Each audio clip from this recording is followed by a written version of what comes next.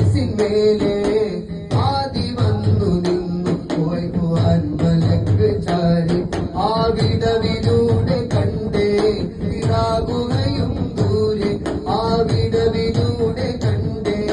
ഇറാകുകയും ദൂരെ ഇളരാത്ത പൂർണ്ണചന്ദ്രൻ ചിരി തൂകി നിന്നു താഴെ